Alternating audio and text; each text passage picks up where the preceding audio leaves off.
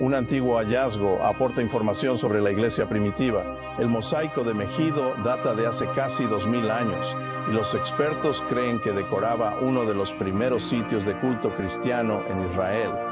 Bueno, la corresponsal de Christian Broadcasting Network News en Washington, Michelle London, nos lleva al Museo de la Biblia para mostrarnos este fundamento de la iglesia primitiva. Aquí mismo, en la capital de Israel, poco a poco están saliendo a la luz las evidencias de un antiguo secreto. Debajo del piso agrietado de una prisión moderna, hay un tesoro esperando, no de oro, sino de historia. Me refiero a Megido, un nombre que tiene un significado profundo para los cristianos. Aquí es donde supuestamente ocurrirá la última batalla entre el bien y el mal. En la Biblia se le llama Armagedón, el lugar de la última batalla al final de los tiempos. Y en esa misma tierra se encontró algo extraño, un mosaico que tiene casi 1800 años de antigüedad. Parecía que simplemente había estado dormido bajo tierra, pero su mensaje sacude la historia.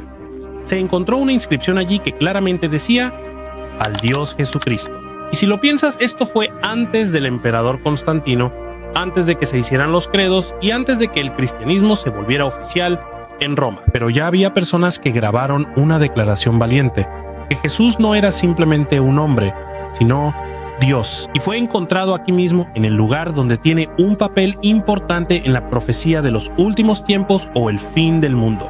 Así que la pregunta es, ¿qué significa una declaración tan valiente sobre Jesús, enterrada en el mismo lugar donde se dice que ocurrirá la última batalla de la humanidad? En este video, acompáñanos mientras abrimos esta historia. Este tema es muy interesante. Pero antes de comenzar, no olvides darle like y suscribirte a nuestro canal. Esto nos ayuda mucho como creadores de contenido. Muchas gracias y ahora vamos a comenzar. Descubrimiento bajo la prisión. En la prisión de Megido solo se pueden ver puro acero y paredes gruesas. Las puertas son pesadas y la seguridad estricta. Este es un lugar solo para los encarcelados, donde los días se repiten una y otra vez. Hay quienes vigilan, hay quienes dan órdenes y hay rutinas silenciosas. Pero en 2004 ocurrió algo inesperado mientras solo se suponía que iban a ampliar la prisión. La cuadrilla de construcción excavó siguiendo el proceso habitual en Israel. Antes de excavar, los arqueólogos tienen que asegurarse de que no se vaya a afectar ningún sitio histórico. Normalmente solo esperan encontrar cerámica antigua o pedazos de una carretera antigua. Desde la época de los romanos, nada especial, nada fuera de lo común. Pero mientras iban quitando poco a poco la tierra dura, apareció un patrón extraño.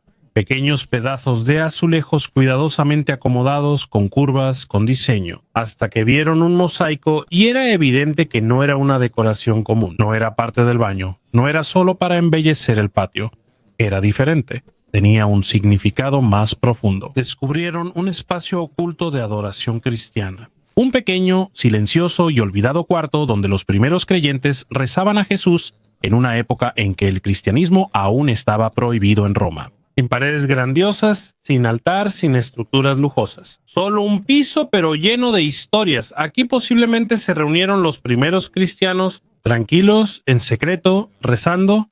Tal vez antes se susurraban himnos mientras oraban, cuidando de no ser escuchados por los soldados romanos. Y esto es lo sorprendente. No solo los arqueólogos trabajaron en la excavación. Más de 60 reclusos de diferentes prisiones ayudaron directamente en la excavación. Son hombres que están cumpliendo condena, pero ahora ellos mismos están abriendo un antiguo lugar de fe. Todos los días excavan la tierra, con cuidado, poco a poco. Trabajaron durante casi 4 años hasta que poco a poco lograron sacar el mosaico que había estado oculto como un secreto del tiempo durante casi 1800 años. Y Megido no es un lugar cualquiera. En el libro de Revelación capítulo 16 también se le llama Armagedón, el lugar donde se dice que el bien y el mal se encontrarán en la última batalla antes de que termine el mundo. Una declaración muy poderosa de fe. Está enterrado justo en el lugar que la Biblia dice que será el escenario de la última batalla espiritual. ¿Es solo una coincidencia? ¿O tal vez realmente está destinado a ser visto de nuevo por el mundo en el momento adecuado? En ese mosaico hay una parte aún más impresionante. Palabras grabadas en piedra. Un mensaje que ha cruzado muchos siglos para volver a hablarnos hoy. La inscripción. Mientras los expertos estudiaban el mosaico en el suelo, aparecieron 3 inscripciones griegas. Hay una línea que notaron enseguida. Es breve, solo unas palabras, pero lleva consigo el peso de toda una creencia. Ahí dice: el amante de Dios, Akeptos, ofreció la mesa a Jesucristo como memorial. Una declaración silenciosa pero directa de hace casi 1800 años. Sin debate, sin duda alguna. Aquí es claro, Jesús no fue considerado solo un profeta. También fue llamado Dios. Y recuerda, esto se escribió en una época en la que era peligroso ser cristiano. Una época en la que podían arrestarte y encarcelarte, o algo peor, si descubrían que creías en Jesús. Pero hubo una persona que tuvo el valor. Según los historiadores, probablemente fue una mujer quien ofreció esto. Akeptos, ella ofreció algo, y eso fue la mesa. Según los estudiosos, era una mesa eucarística. La mesa eucarística es la mesa donde los primeros cristianos compartían la comunión para recordar la última cena de Jesús. Aquí se reunían, aquí oraban, aquí recordaban lo que hizo Jesús. No era simplemente una comida compartida, era adoración. Y en ese cuarto Jesús no solo fue honrado, él fue adorado como Dios. A pesar de esto, durante muchos años ha habido quienes dicen que la creencia de que Jesús es Dios surgió solo hace poco tiempo. Un ejemplo es el Concilio de Nicea en el año 325 después de Cristo, así que es algo reciente. El Concilio de Nicea fue una gran reunión de obispos para arreglar las doctrinas de la Iglesia cristiana, pero este mosaico, esta simple frase grabada en piedra, dice algo diferente. Esto demuestra que la creencia de que Jesús es Dios ya estaba profundamente arraigada en sus primeros seguidores, casi un siglo antes de que ocurriera Nicea. No fue obra de los emperadores, no fue una orden de la política. Esto vino de la gente común, como Akeptos, quien sabía quién era Jesús y no tuvo miedo de decirlo. Valentía escrita en piedra. Imagina lo valiente que fue escribir esas palabras. No había iglesia, no había protección legal, no tenían ninguna garantía de estar a salvo, pero decidieron dejar un mensaje que duraría más que ellos y que ha llegado hasta hoy. Así que cuando ves esa inscripción ahora, no es solo como una piedra vieja, es como si tuviera un latido, como si tuviera una voz que viene de tiempos lejanos. Y mientras lees las palabras, es como si escucharas a los primeros cristianos orando ahí. Voces suaves, manos temblorosas, pero con un espíritu firme.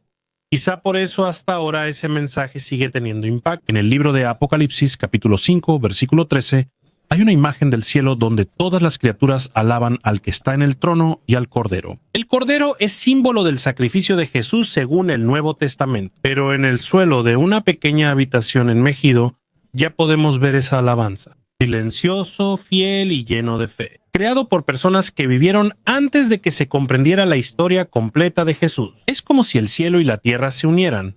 Es como si el canto celestial descendiera antes de tiempo. Y hasta ahora todavía resuena. Cuando los arqueólogos terminaron de excavar y vieron todo el mosaico en el suelo, había un detalle que era casi insignificante. Fácilmente pudo pasar desapercibido.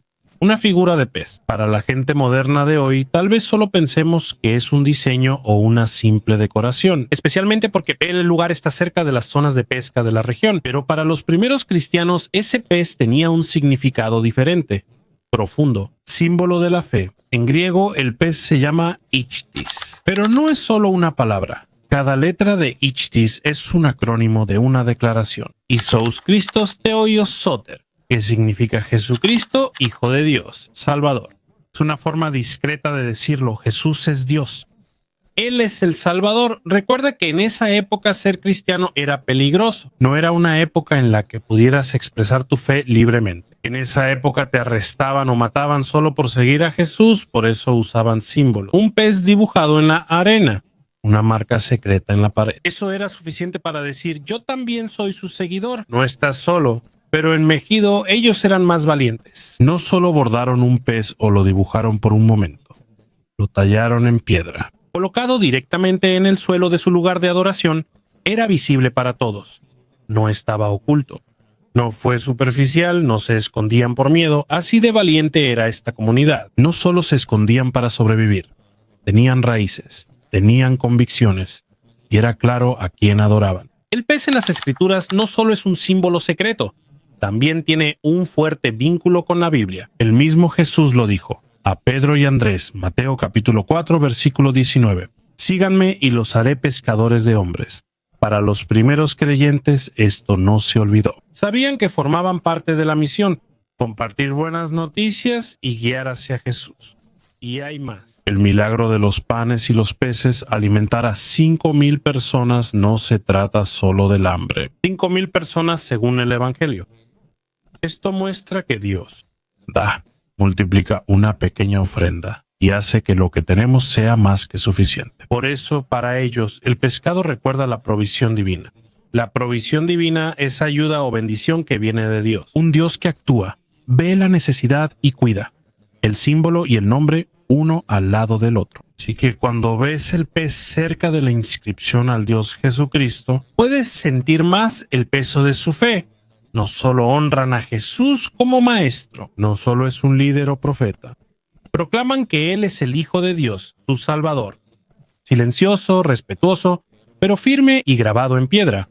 No se borrará ni con el paso de milenios. Y todo eso está en la simple forma de un pez. A pesar de esto, imagina por un momento cómo se sentiría entrar en esa sala de oración en el siglo III. Antes de las grandes iglesias y el cristianismo legal, no había columnas de mármol ni vitrales. Solo paredes de piedra, un mosaico en el suelo. Y algunas personas reunidas en silencio por una sola razón: adorar. No era una iglesia oficial, no estaba autorizada por el gobierno. Es muy probable que solo fuera parte de una casa o un patio convertido en un lugar de adoración. El lugar era sencillo pero suficiente. Ahí se reunían los creyentes para compartir la Eucaristía. Mientras recordaban lo que hizo Jesús, partían el pan, oraban y se unían en la fe. Y lo hacían sabiendo que todo eso estaba prohibido. No solo era contracultural, era ilegal, pero aún así seguían llegando. Y eso dice algo muy importante sobre su fe. No lo hacen porque sea fácil. No lo hacen porque simplemente lo heredaron sin importar. Lo hacen porque están dispuestos a arriesgarlo todo por la creencia que tienen. Y lo que vemos en esa habitación, en el suelo, en las inscripciones, en los mosaicos, es una imagen clara de su teología.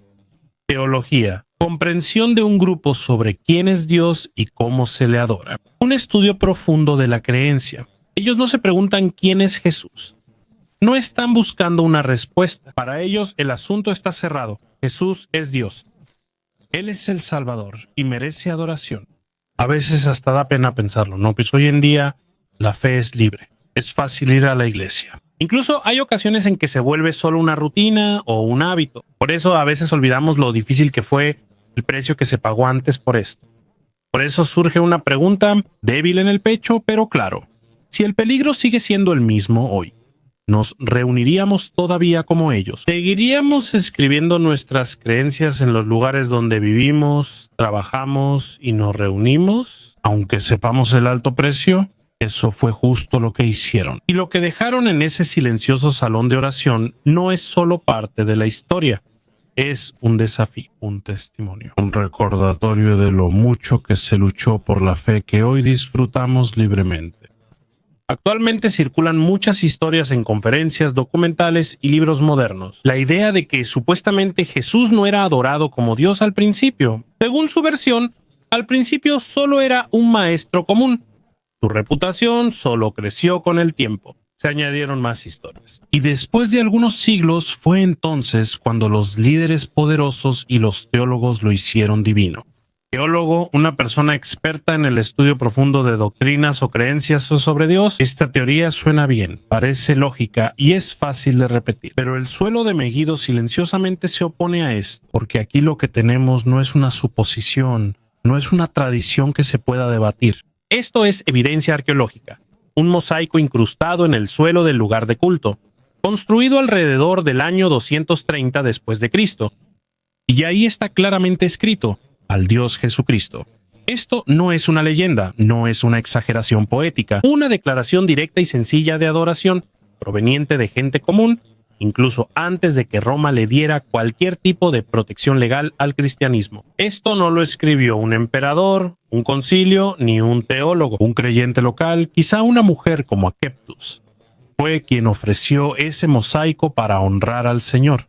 a quien conocía personalmente. Y ahí es donde todo cambia. No es una orden que viene de arriba, no es un proyecto político, no es producto de un debate en un concilio, ni una decisión de los líderes. Una creencia que vivieron, amaron y expresaron desde lo más bajo de la comunidad, desde la gente común hacia arriba, no al revés. Por eso, cuando afirman que Jesús fue hecho Dios hasta el siglo IV, las piedras de Megido responden: no, ya se le adoraba desde antes. Y cuando leemos en Apocalipsis capítulo 18 la declaración de Jesús: yo soy el Alfa y la Omega, el principio y el fin. Eso no es solo una frase teológica profunda. Esa es una verdad que los primeros cristianos ya tenían, no porque se los dijo un concilio, sino porque experimentaron a Jesús de una manera que las palabras ordinarias no pueden explicar. Se encontraron con un Dios incomparable, una presencia que no podían llamar solo un buen maestro. Por eso lo adoraron, por eso le ofrecieron sacrificios, por eso grabaron su nombre en piedra, como Dios. Cuando juntas todo lo que ves en el mosaico de Megido, el pez, las inscripciones, la mesa de ofrendas para Jesús, poco a poco se convierte en una imagen clara. No son solo diseños bonitos, no son símbolos separados. Es una historia completa y unificada. El pez, que antes era una señal secreta de los cristianos, sirve como una pista directa.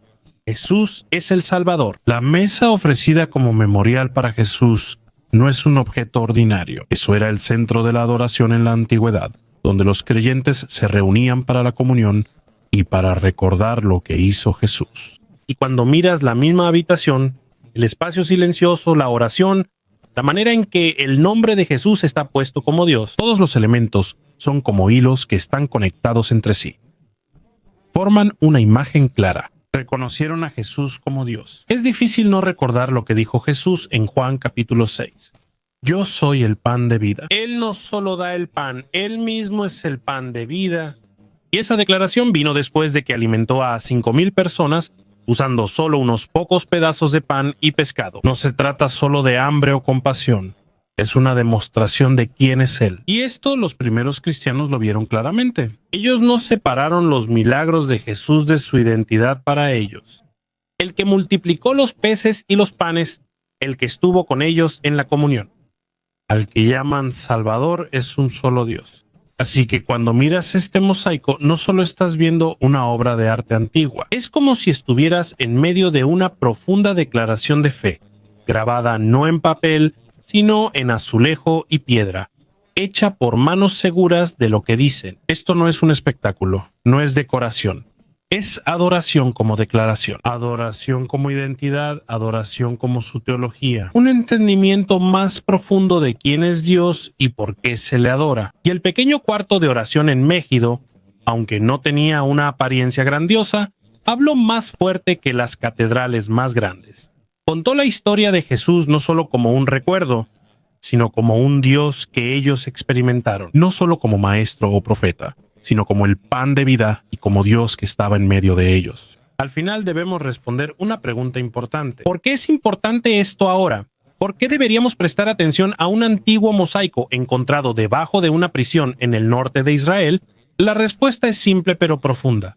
Este mosaico no es para exhibirse en un museo, no es una obra de arte solo para admirar.